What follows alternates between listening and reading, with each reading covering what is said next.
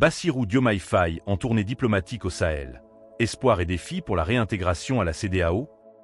Le tout nouveau président sénégalais, Bassirou Diomaye Faye, s'est rendu jeudi à Bamako pour rencontrer le chef de la junte militaire malienne, le colonel Assimi Goïta. Leur entretien a porté sur la coopération régionale et surtout sur la dissidence du Mali vis-à-vis de la CEDEAO, l'organisation ouest-africaine, depuis plusieurs mois. Nous avons également abordé la question de la CEDEAO, Communauté économique des États de l'Afrique de l'Ouest. Nous avons parlé de la question de la CEDEAO. Comme vous le savez, le Mali est membre des États de l'Alliance du Sahel.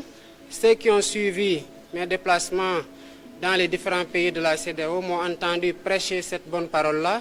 Je me suis évertué à en échanger longuement avec le colonel. De mon point de vue, nous pensons que nous devons continuer à travailler avec toutes les parties prenantes, ne pas se décourager de trouver des issues heureuses qui nous permettent de renforcer l'intégration.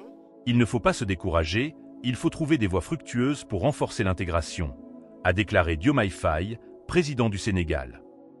Cette visite marque le début d'un périple pour Diomaye Faye, qui le conduit au Burkina Faso, un autre pays qui, avec le Mali et le Niger, forme l'Alliance des États du Sahel. Ces trois États sont dirigés par des militaires auteurs de coups d'État. La récente promesse électorale de M. Faye était de ramener le Mali, le Burkina Faso et le Niger au sein du bloc régional de la CEDEAO.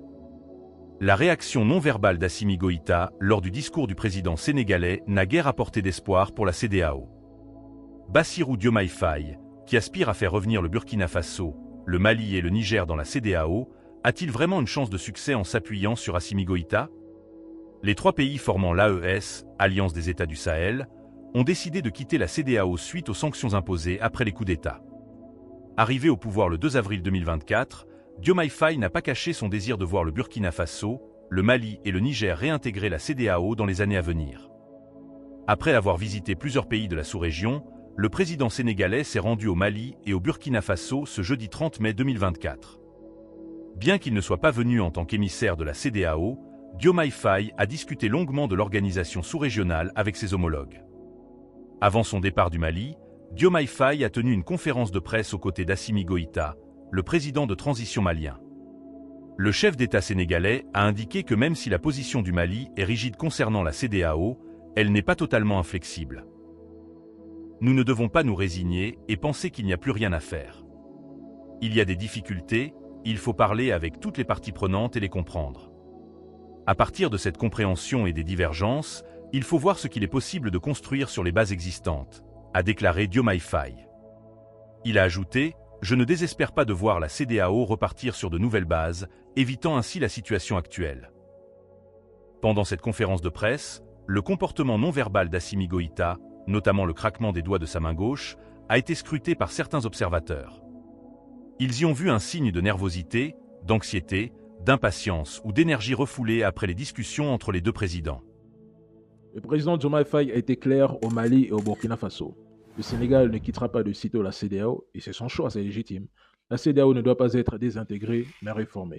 Si on observe les signaux non-verbaux d'Assimi Goïta, qui ne fait que claquer les doigts, on peut les interpréter comme de la nervosité, de l'anxiété, de l'impatience, de la concentration, de l'énergie refoulée, une habitude ou même un tic nerveux sans signification particulière lié à cette conversation. De toute façon, chacun trouvera sa réponse. Néanmoins, le président sénégalais Diomaye Faye Bassirou a rappelé à Assimi Goïta, et c'est très important, qu'il respecte sa souveraineté et ses décisions et qu'il s'aligne derrière ses choix politiques.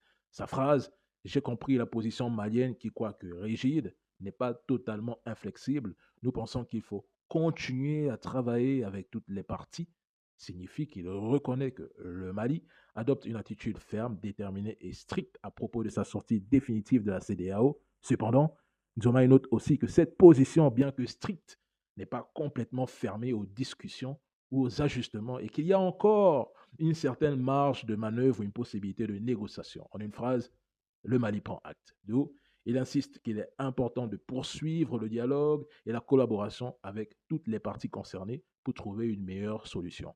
Je trouve quand même que son Excellence Diomaye a été diplomate. Il a respecté l'AES.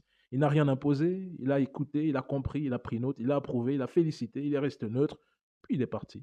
J'espère que les relations entre le Sénégal, le Mali, le Sénégal et le Burkina Faso iront dans le bon sens. Ce sont des peuples frères. Je leur souhaite le meilleur. Ces pays ont une coopération historique que personne ne peut délier sur Internet. D'ailleurs même, ils ont renforcé leur coopération bilatérale. J'observe, je patiente. Écoute, si tu es émotif, tu ne peux pas faire de la politique ou de la géopolitique, car toutes tes analyses seront faussées. C'est un domaine où il faut analyser sans mettre d'émotion. Il faut être un monstre froid. Je l'ai dit et je le réitère. Si Diomaye Faye échoue, c'est le peuple sénégalais qui tombera sur lui. À mon niveau, j'observe et je patiente.